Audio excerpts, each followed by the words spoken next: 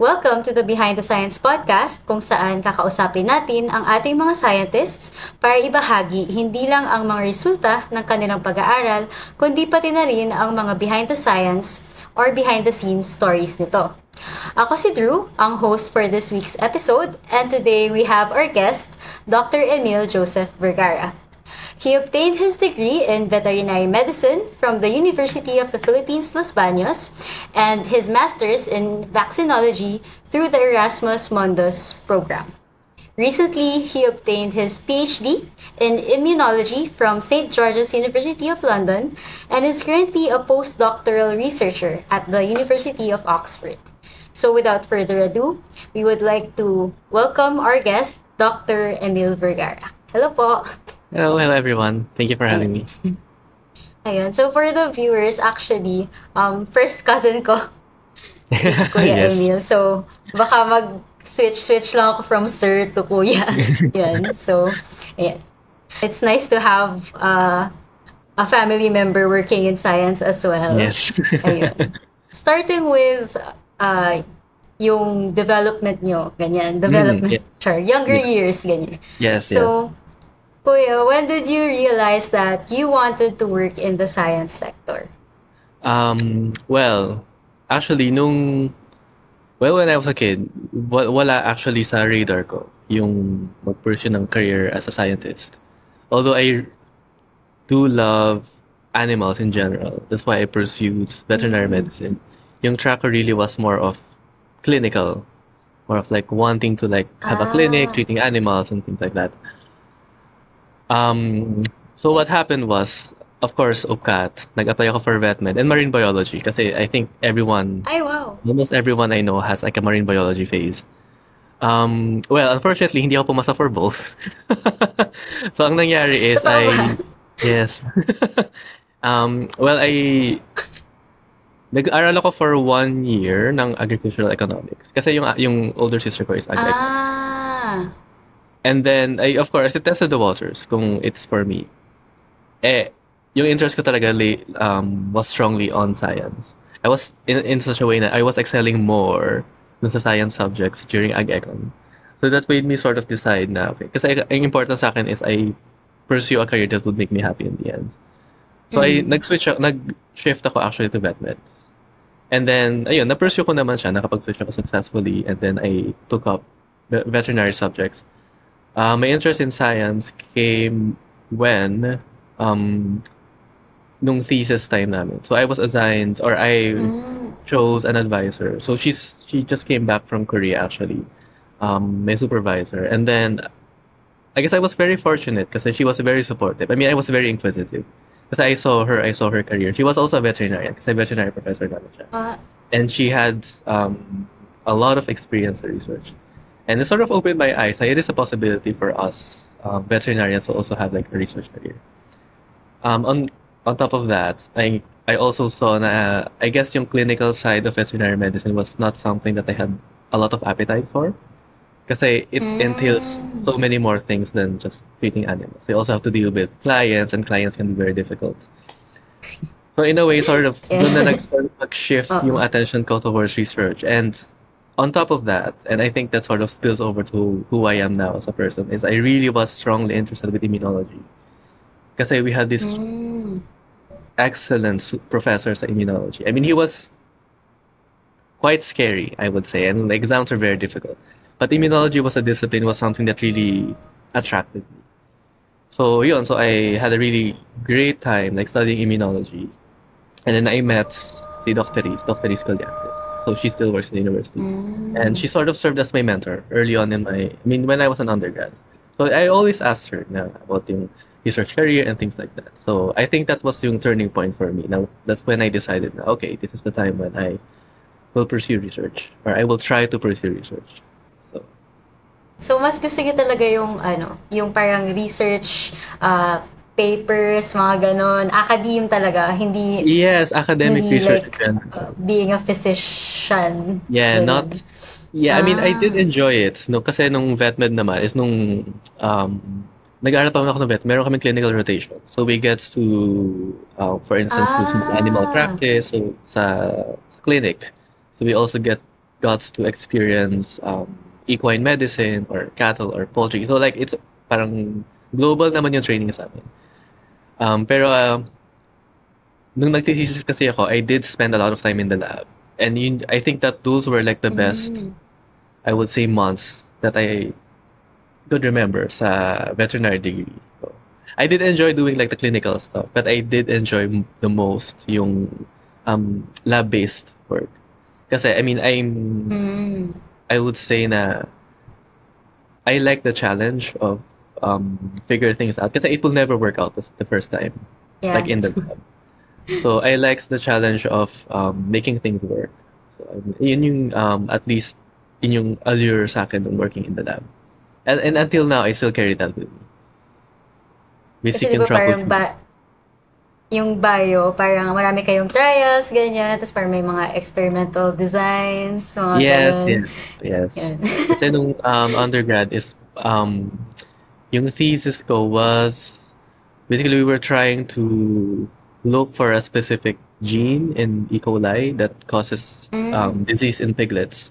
So una may fieldwork kami kasi we needed to collect samples from farms from different parts of Luzon actually. So pupunta kami Isabela and then Batangas. So like nagpo-farm to farm kami, nagko-collect kami ng samples. And then we bring those samples to the lab and then we process those samples and then we try to look for we first isolate, of course, the bacteria, and then we sort of characterize them through molecular techniques, so PCR.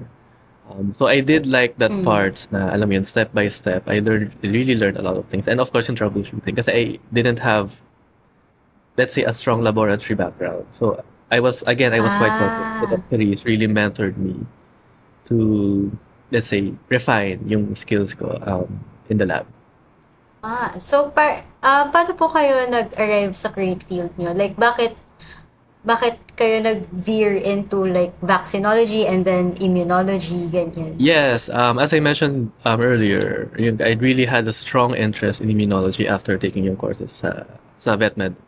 So yung immunology kasi it was a course ng second year proper. So let's say like fourth or fifth year ng university. I mean, I like immunology a lot kasi it involves a lot of processes. It involves a lot of cells, like interactions of like molecules and cells, and basically there's always a story behind immunology. It's always a beautiful story. Like for instance, how does the immune system interact with the presence of like different pathogens, or how does it generate like what we call as immune memory. So I liked the part na ang daming processes na nangyayari, tapos they all happen at the same time. Tapos it's basically like this, let's say, huge thing happening within our bodies, either to maintain like a normal state or to protect us from like invading pathogens. So I like that part of it. And then yung vaccinology, kasi when I was figuring out kung ano yung gusto kong research early on, I wanted to do more translational research. I do like the idea of doing basic sciences, like discovering things. Pero I liked something more translational. So, and I was thinking na yung best application of immunology for me is really like working on vaccines. Kasi when you develop a vaccine for a disease, parang yung impact niya is much greater kasi you get to use that vaccine to protect the lives of many more people. So yun yung naging philosophy ko behind choosing vaccinology as a field of study moving forward. Kaya I was really fortunate that I got into the master's degree kasi there are very few vaccinology courses globally. There are some in the US, a few in Europe. So etong Erasmus na to was perfect timing kasi I think nag-open yung Erasmus program on vaccinology 2 years before I applied, or 2 to 3 years before I applied. So it's relatively new. Yes. And ayun, nag-decide na ako na parang, okay, I think this is a program that's perfect for what I want. Kasi I wanted sort of like more theoretical training such that pag nasa PhD level na ako, I can start asking questions based on a really strong fundamental understanding of yung immunology as a field. Tapos, yung sa immunology niyo po and yung sa vaccinology na parang na ba kayo? Like, nag-expand na kayo into like people or mas into veterinary medicine pa rin yung ginagawa Yes. niyo? No, nung nag-decide ako ng shift to vaccinology, I was really eyeing biomedical sciences. So I no longer work with veterinary Ah, vaccines actually. So the moment I moved to Europe for the Erasmus degree, I was dead set na human vaccines na yung magiging track ko. So that way na okay. kasi yung Interesting. yes, kasi yung immunology naman, the understanding of immunology, most of it is for, or at least there's really good understanding of immunology for like human, for biomedical purposes. So, ayun. No, yun lang yung Go actually lang. yung comment sa akin actually kapag for instance people find out at work na I have a veterinary background is sabi nila is why aren't you Ah, pursuing veterinary vaccines? And like ko na lang sinasabi is I have so I'm a biomedical scientist with a veterinary background, which helps a lot kasi for instance yung field of study ko is preclinical vaccinology, meaning that it's more about testing the feasibility of these vaccines in animal models. So since animal models pa mm, rin siya, I think the veterinary background helps kasi at least we are still you trained to get to think understand. of yung clinical aspect of things. Yes. So moving on to your paper. Today we will be featuring your study. Medyo mahaba to. Yes. Marked enhancement of immunogenicity of plant-expressed IgC-Fc fusion proteins by inclusion of cholera toxin non-toxic B subunit within the single polypeptide. Grabe, sobrang mouthful siya. Yes. So, sa hinaba-haba ng paper niyo, kuya, can you explain it in one sentence? Yes, so what we basically did for that study is we produced because normally like protein vaccines are produced in bacteria or in E. coli or in other like Mm. expression systems, as we would say. With this one, we express it in plants, so it's a plant-produced vaccine for dengue. Ah, Yeah, and we tested basically the immunogenicity and potential efficacy of this vaccine in animal models. so for dengue yung ano, yung Yes, model yes, na you've asked proof of concept. Yes, model na ito. yes, yung model organism. Ah, wait, may question pala ako since pumunta tayo sa dengue tapos vaccine Yes, yes. ganyan. Ah, Um parang kasi di ba parang naging malaking issue siya yung kunyari yung Dengvac siya, yes, ganyan. yes, So, yes, tas parang nag-cause din siya in a way ng parang hesitancy among yes. like the people, ganyan. So, parang parang ano yung pwede yung sabihin para um, parang mawala yung ganong misconceptions or para maengganyo yung mga tao na magpabakuna ulit, ganyan. Yes, so I mean Like as a it is true. scientist, ganun. Yes, it is true that um what happened with the Dengvaxia vaccination was totally unexpected actually. Because I think what happened was people with pre-existing immunity, so basically people who were already infected with dengue, and then were given the vaccine, Mm. I think were at higher risk of dengue, if I'm not mistaken. Kasi parang ang nangyayari is Ah, pag may okay. So existing immune parang responses ka na, and then binigyan, dahil nagkaroon sila ng pre-existing condition, parang naka-affect yun sa efficacy ng vaccine. yes, yeah. So, no, I think, so pag nabigyan sila ng vaccine, and then na-infect sila ng virus, I think it enhances yung Mm. infection. And I think it's well documented. I mean, now, so Ah, actually, after what happened with yung dengue vaccine, they sort of realized na you have to take this into consideration when giving people a vaccine for dengue, or at least when conducting clinical trials for a dengue vaccine. What they've seen is when the vaccine is given to people who already had a history of dengue infection, so basically may pre-existing immunity na sila, the vaccine is completely safe. So I think like mm. what's important here is kailangan mas stratify yung individuals into people with prior dengue infection or people without prior dengue infection. And the vaccine should be given to individuals who should not be at high risk of like enhanced infection after infection when they are vaccinated. Yeah. Kasi I mean, it was quite a scandal Ah, actually, and I think Sanofi yeah, for a it while was. stopped. I think they have stopped producing this vaccine kasi basically the market has Ah, is very careful now. And even until now na nagde-develop ng dengue vaccines ang ibang pharmaceutical companies, they're very wary of these safety signals. So I think what we can take from it is that oftentimes there are these kinds of like safety signals na unexpected, and mm-hmm.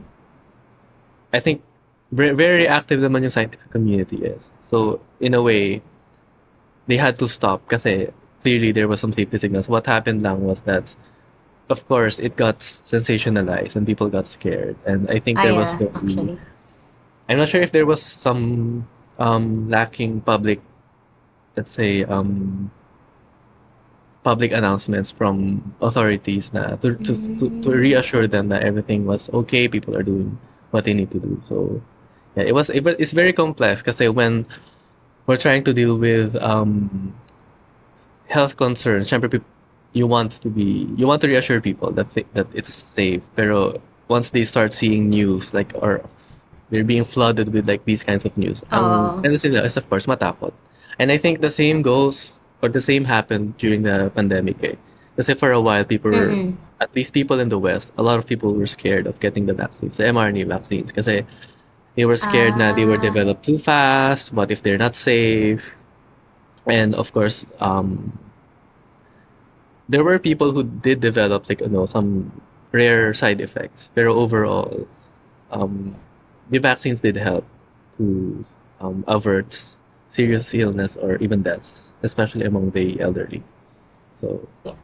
yeah.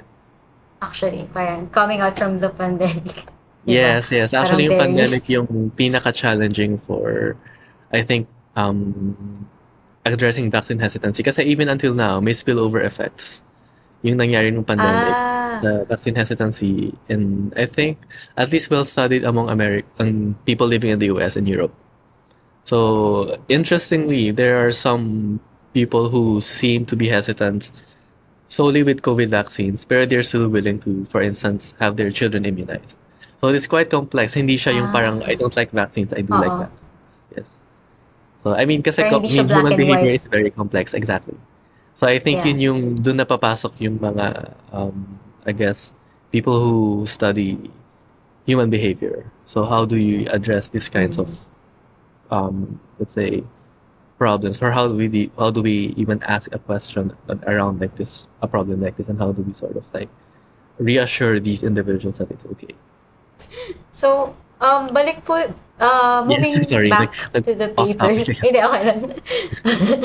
Okay lang. Kasi parang, ayun nga eh, since vaccinology, I mean, yun na rin naman yung specialty nyo or specialization nyo. Parang, why not, di ba, parang talk about yung Mhm. mga ganong issue din.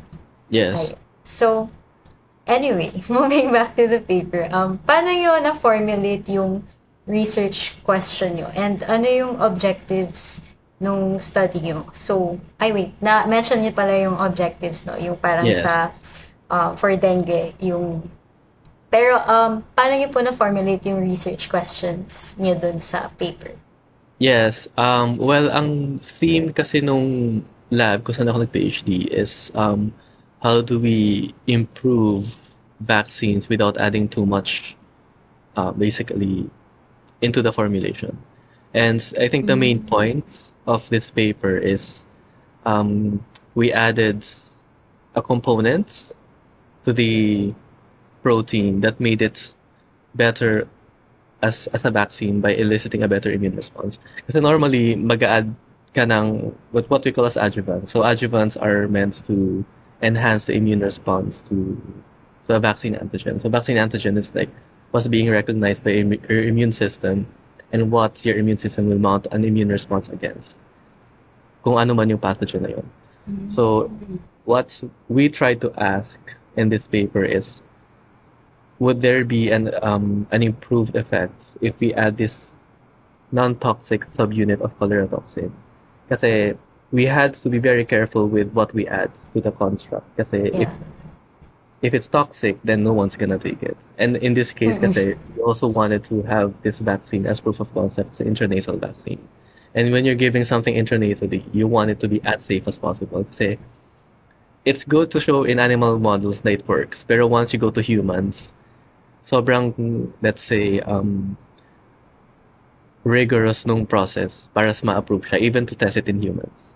And there are studies in the past wherein they tried vaccines administered intranasally na nagkaroon ng strong safety signals that they had to stop the clinical trials. So that was really a key question that we wanted to ask. Like, can we add these non-toxic subunits to the vaccine construct and improve the basically immunogenicity of this vaccine? So, yeah, yun yung key question. And then yung objectives naman namin with the paper is just to show that better siya than basically the vaccine without this additional constructs or additional protein. Pero para may nabasa rin ako sa paper niyo about yung vaccine delivery. Ayun, para ano po ba yung parang different like na ways na parang different media? Tama ba? Parang media Yes, ba siya kasi iba-iba kasi yung platforms, di ba, for vaccine. So you have, for instance, now we have the mRNA vaccines, and then you have protein subunit vaccines, and you have your DNA vaccines. So you have your live attenuated. So there are several, let's say, vaccine platforms available. Yung interest nung group namin sa London is protein subunit vaccines. And normally, yun nga, yung protein subunit vaccines, you need to add something else so that it gets better recognized by the immune system.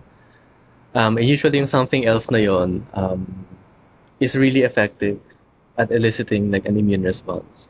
So, however, it makes yung formulation very complicated kasi you have to add something on top of like yung protein or other like preservatives or something. So, in this case, ang idea is to simplify yung vaccine design by adding like all of these components into one protein. So yun yung, so if you would, we worked a lot, I mean, yung idea was conceived by a really talented molecular biologist in our lab. She's so smart with designing all of these. Kasi kailangan niya ring malaman kung nagpo-fold correctly yung protein to a way that would kasi diba with proteins you have the primary, tertiary, quaternary structure. So she had to like determine all of those, and it has to fold correctly so that we were sure that it's being recognized by the immune system in the right way, and for also the protein to function correctly. So parang yung mismong protein kailangan niya mag-fold correctly para mag-elicit ng immune response. And then yung smart thing about this construct is that so basically it will assemble as like one molecule, and then yung inad nila na protein sort of allows it to sort of form polymers. So it becomes like a larger protein, and it's known that larger proteins are better recognized by the immune system. So so like self-assemble siya basically into sort of like this 5 molecule structure. So from monomers, yun yung from monomers. Single na so monomers. So parang isipin nyo na lang na may building blocks. Yes, and so parang nagkakabit sila. Ganun. Yes, exactly. Okay. So ano po yung naging results nung so thankfully, well, not thankfully, but we did show that it's feasible to add all three into one construct and for the protein to get assembled as expected. Kasi, I mean, of course, this is like one figure in the paper, but there's so many experiments done to sort of like show this one figure. Kasi there was a lot of like testing on, this is more of molecular biology, which is really not my domain. So kung ano yung sites na mag-induce sila ng mutations para mag-assemble correctly yung protein. So this is something that the molecular biologist in our group has done. So yun, na-demonstrate na nag-self-assemble yung protein, that it's binding to where it's supposed to bind, and more importantly, it's eliciting like a good immune response dun sa mouse models. And it's being recognized, it's inducing an immune response that can cross-recognize yung different serotypes of dengue. Yes. So parang sabi nga, parang isang figure lang siya sa paper. Hindi Yes. alam ng mga tao. Yung, di ba, parang kapag when you're doing a paper, when you're writing a paper, parang pag pinakita mo na siya, parang sobrang simple lang na isang figure explaining everything. Yeah, But pero it took really, months and the months of story work behind actually. those, yeah, Yes. Oo. yung Parang mga yung ganun. yung conception ng Ay, idea until mag-execute yung experiments until ma-generate mo yung figure na yun, it takes months, even years sometimes of work. So it's really that's why it's yeah, really nice once actually. the paper is published kasi basically you have like the whole story laid out. Parang buo na yung, yun nga, buo na yung kwento mo. So Yes, parang, yes. ay, so may explanation na and everything. Yes, yes. Tapos, paano niyo po, finund yung research na ito? Ganyan. So Part po ba multiple siya ng project or... yeah. Multiple funding sources kasi siya. Like for instance, ng PhD ko kasi I was funded by the European Union. So I was a Marie Curie fellow. Ah, Pero, I mean, and then I got involved yeah. in this study. And then this study was also funded by, if I'm not mistaken, kasi Korean yung lab mates ko, the first author sa study na to. I think she was funded by the Ah, Korean government. And we had other researchers that was funded by the Gates Foundation. So like there were plenty of us. ang dami talaga. We had our own separate funding yan. Kasi ganun yung system ng at least sa lab namin eh. Parang we really make sure that we help each other kasi we have our own specialties. Ayan. For instance, yung role ko sa study na to was really to develop assays to see if the molecule was binding to like the cells, our cells of interest, or if they're inducing a good immune response, like both in vitro or in animal models. Whereas yung molecular biologists involved in this study were doing all of the characterization of the molecule, which are things that I cannot do, of course, kasi hindi ako trained to do those experiments. So I think that's one thing that really should be embraced by any young scientist is like yung interdisciplinary nature ng science. I think like it's best Yes. if there are several people involved kasi you can like combine your expertise in terms of like lab work to come up with like a really beautiful story and to sort of have more proof na your idea is working. Very important talaga yung collaboration, not just Yes, with yes. other institutions or labs, but Yes, kahit exactly. within the lab itself, di ba? Within the lab itself, So, yeah. ayun. Yes, and I'm really grateful dun sa supervisor namin, yung basically yung senior researcher sa group namin kasi he really pushes us to collaborate with each other. So wala kaming boundaries in terms of like sharing ideas or like talking about like what's going to be the best approach to answer one question in the paper or one question in like a project. Ang ganda pala ng lab culture. Yes, Ang and ganda ng it's lab really culture. important to say like Yeah. and I carry this now until now sa work ko sa Oxford kasi I'm very collaborative. Like I always ask people for help when it comes to Yeah. trying to address other questions sa research na. Very helpful talaga. Collaboration. And Yes. tulungan talaga ang Yes, yes. parang in science, no man is an island, ganyan. Yes, Mga yes. And science ganong keme. will Charot. yes. Ayun. So, while doing your research po, parang may mga challenges pa kayong na-experience, ganyan. Mhm. Or mga Yes, memorable experiences din. yes, the good, the bad, and the ugly, right? Yeah. Yes, I mean, in terms of challenges, I think yung pinaka-challenge ng PhD ko was, I mean, I was doing my PhD during the pandemic. So, of course, Yeah. yung Hirap. closures ng facilities, tapos kasi very limited yung pwede mong gawin. Kasi, of course, they wanted to ensure that walang spread or there's very minimal spreads or contact of people with each other that could potentially spread the disease. So ayun, so medyo mabagal actually yung first 2 years ng PhD ko. And it felt very discouraging kasi of course, you start your PhD with an expectation of what you can deliver after a set period of time. So that was very challenging, pero again, I was fortunate na yung supervisor ko, he was very supportive. I mean, he helped me a lot with expectation management such that never akong na-pressure ng supervisor ko actually. All the pressure was coming from me, from myself. So it did help a lot na yung supervisor ko always reassured me that I'm doing enough, that you're doing more than enough actually. to get your PhD. So that I think that was the good thing. I think that's actually the best thing that happened to me during the PhD was sobrang supportive ng supervisor ko and ng lab mates ko, ng group mates ko in general. And I think there's really nothing more that I can ask dun sa PhD experience ko kasi I think that really helped mold me into I think the scientist I am today. Kasi I think having all of these experience of kind scientists around me sort of like I think Yeah. molded me into like how I think now. So to be a bit more understanding actually of like people's circumstances. And nakainggan nyo rin yung mga ganyang mentor na very, Yes, actually that's a ayun good nga, word, parang, di ba? mentors. Kasi I mean I Mentor think talaga. there's really nothing that an amazing mentor um cannot do. So the fact na I mean, kasi marami akong mentors throughout my scientific career. So I had my mentors nung nasa Vietnam pa ako and then yung mentor ko during the PhD. And now, meron akong mentor sa Oxford. And he's, basically, they have all, or still all are helping me with yung, either if a question na, hindi naman specific scientific question, but more of like, I seek advice. Kasi as a young scientist, you often get confused of like the system, or you get discouraged, or you get disillusioned. And it always helps to have these wise people around you na binibigyan ka ng advice, sort of like, help you stay grounded then. Parang advice na, kasi parang they walked the, Yes, yung exactly. road They've na already yun walked the before, difficult diba? bits. Yes.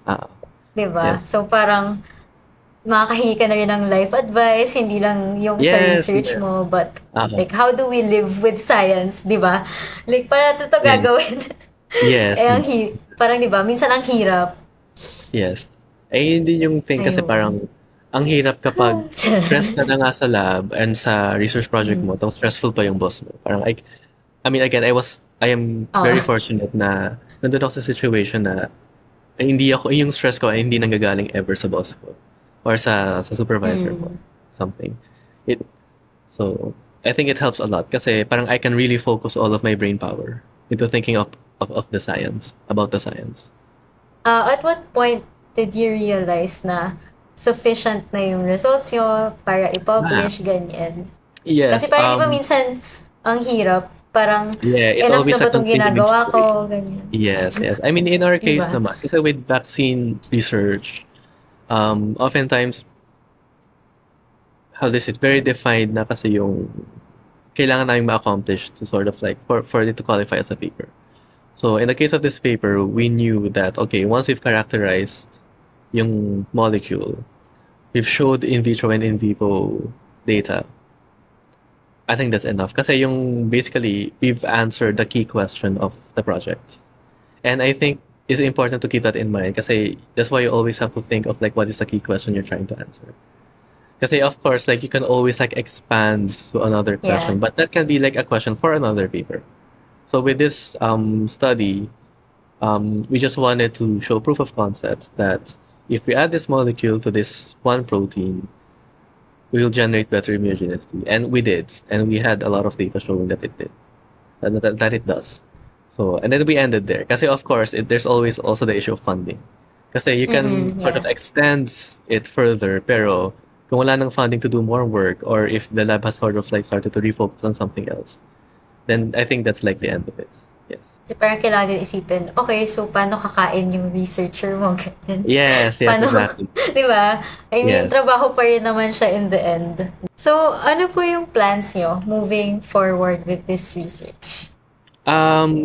With this research, so yung group namin has developed, so basically yung previous group ko actually, kasi I mean already moved to Oxford. They're trying to develop this platform for other pathogens. So they're developing the platform for tuberculosis and SARS-CoV-2. So yun yung tinatry nila mag-develop kasi very interested yung group sa intranasal delivery of vaccines. Kasi there's a lot of potential for an intranasally delivered vaccine kasi marami kasing tao that they prefer not to get injected by a needle. May needle phobia kasi yung ibang tao. Yeah. And for mass immunization campaigns, better talaga yung intranasal delivery kasi mas mabilis yung delivery ng vaccine. So Pero yun, parang very rare pa siya. Yes, very right. There are only a few Di ba? vaccines that are intranasal. So I think yung flu vaccine lang yung intranasally delivered. I Okay. think in India and China, they have intranasal vaccines for COVID. Pero hindi sila approved pa sa West. Sa West meaning sa US or sa Europe. Yeah, Yes. usually. So there's really a lot of scope to explore intranasal vaccines. And there's really a lot of interest kasi when an intranasal vaccine is given, yung protection remains local. So what happens is like when you get infected, usually mas mabilis yung clearance ng viruses. And also, hindi na siya nata-transmit from person to person kasi yung immunity stays here. Yeah. Kasi yung initial replication kasi is sa upper respiratory tract. So if you can prevent yung replication ng virus sa upper respiratory tract, these people won't be able to spread the virus. So yun yung actually yung allure ng intranasal vaccines Oh. as you know as a public health tool. But of course, there's a lot of I mean, Parang, wala lang. Parang mas, kung ganun, mas ano siya, mas okay, I guess. yes, mas I okay mean, siya. wala Pero lang. From again, my at the end of the day, perspective lang na non, yes, yes. oo. Ang ano doon, pinaka-kailangan lang ma-address na issue is safety. Kasi with vaccines, safety Ah, always yeah. comes first. Of course. As in sa courses namin nun sa Mm-mm. vaccinology courses, always like safety, safety, safety. Like you can have the best vaccine in the Ginawa world, talaga. can protect against like whatever disease. Pero if it's deemed unsafe, there will be very little public appetite to take the vaccine. So, Like and if it with has vaccines, adverse side effects, ganyan, di ba? yes, yes. And kasi Parang, with di ba? vaccines, we always have to bear in mind na we give it to healthy people. So, we don't Ah, want these healthy people getting too sick. Otherwise, oo. parang cost benefit, basically weighing the cost and the benefit of like giving the vaccine. Always bear that in mind. So it has to be sufficient, like it has to have an acceptable safety profile. I think that's what we always say. So yun pala yung tawag doon, parang safety profile. Yeah, Yun acceptable yung safety profile. Kasi I mean, acceptable it's safety. normal to get some, for instance, to get fever after getting Mm-mm. vaccinated, and that's normal kasi that's your immune system like reacting to the vaccine, and that's I would say it could be a good thing as long as it's not prolonged. What's unacceptable is, for instance, nagkakaroon ka na ng prolonged na fever of like more than like a certain number of days, or nagkakaroon ka na ng or nagkakause yung vaccines ng lesions dun sa injection sites. I think those are like what are deemed unacceptable safety signals. And I think yun yung point na regulators will say na okay, so this vaccine may not be safe, so we will not have it approved for human use. Eh, parang yun nga, parang kailangan very careful sa mga ganun kasi Yes, so yun in the din, case of social media, yes, baka, exactly. So ang di ba? bilis kumalat, for instance, Mm. ng ng bad news or fake news or something. So it's something na we always have to bear in mind kasi one speck of bad news again na on your vaccine is could like spell basically like disaster kasi hindi mo naman na-develop yung vaccine kasi if no one will take it, Yeah. then there's no points developing. So nagkaka-misconception na yung mga tao, ganyan. Yes. Di ba? Parang, ano yung advice nyo, like, for people na, or to aspiring researchers who Mhm. want to do this type of work, or kahit hindi man this type of work, but Yeah. in general din.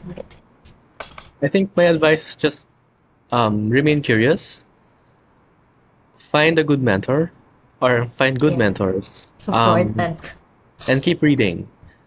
I mean, when I reflect on where we are now, in terms of access to like science, we have the internet, and as long as you know what you're looking for and what you're interested in, you can always find either a group or a paper, and that's what some people do actually. So when they're interested on a specific topic, just go to PubMed or go to the internet, like look for Yeah. like the topic that you're really interested in. And then you will see kung sino yung mga groups na nag-work with that. Like kung sino yung mga research groups or professors. And then you can cold email them, for instance, if you want to apply for grad school. Kasi it really helps to work on something that you're really interested in kasi it's gonna be worth the sacrifice. Kasi science is not easy. I think that's a fact.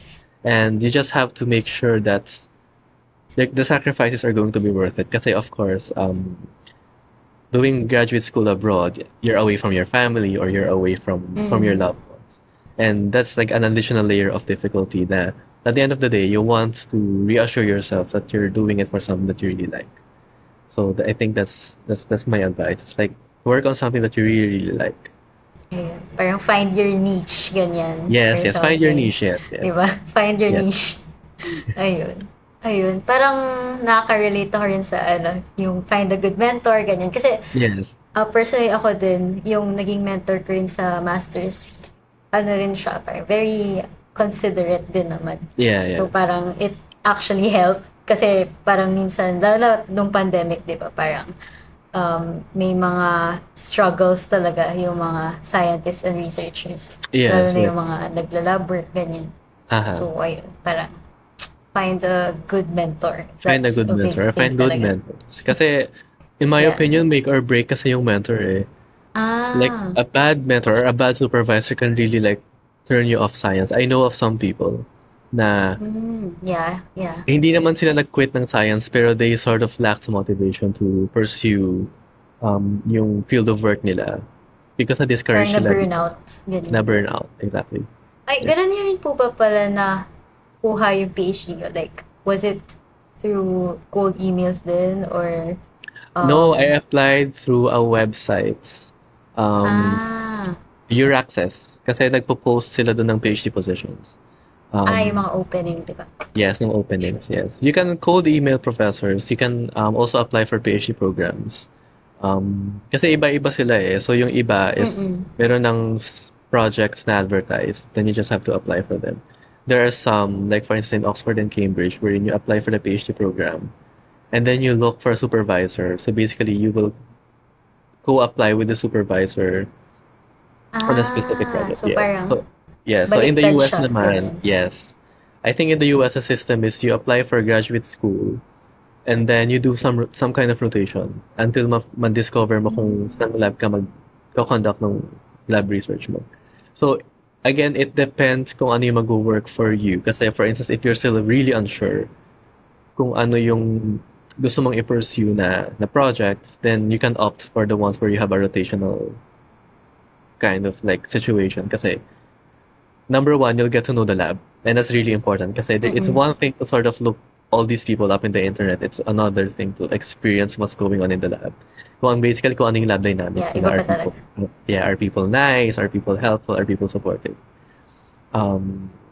Yeah, so in my case, I looked for a project and then I was accepted by my supervisor and then I moved on to work on it. Parang pwede rin pala yung ganun. Parang meron Yes. ng parang existing na job. Parang siyang job posting essentially, Yes, di ba? exactly. Para siyang job Parang, posting. di ba? And then, Kuya, do you have anything to promote? Like, ayun, parang yung wala. program mo or like, ganyan. Wala naman akong gusto i-promote. Program mo, ganyan. Pero I mean, ayun. for those who, may papromote pala ako. For those who want Ay, to go. pursue vaccinology, they can look up Erasmus Live. So it's Erasmus LIVE. So it's leading international vaccinology education. So as far as I know, nagkaka-open lang ulit ng application portal. And every year may nakukuhang Filipino sa program natin. Wow. So we have a really good track record. I think we have the best track record in terms of country, in terms of acceptance rate. Wow. So, and it's a really great program to study vaccinology. It's sort of like jumpstart a career in vaccinology. So, ayun, yun yung ipopromote ko actually. Ayun. So, guys, check nyo yung Erasmus Live. Tama. Erasmus Yes, yes. Live. Yes. So, para sa mga interested na mag-go into vaccinology. Yes. Or they can just send me an email or something. I can like definitely help them sort of like navigate through the application process. Kasi medyo convoluted yung application process ng live eh. Yes. And then, I mean, develop na siya, pero ang daming hinihingi, for instance. Tsaka may mga exam, so I think it would be helpful to like... May exam pa. Like, Yes. Meron parang siyang... GRE, ganyan. Hindi naman. Meron siyang online exam just to test your basic background on immunology and other subjects related to that. I guess that ends Yes. our interview. Unless may gusto pa kayo idagdag. No, Charot. I'm good with it. Ayun. So, thank you, Kuya Emil, for agreeing to do this interview. Ayan. So, maraming salamat po. Thank you. Thank you. Thank you Ayun. for having me. Have a nice evening.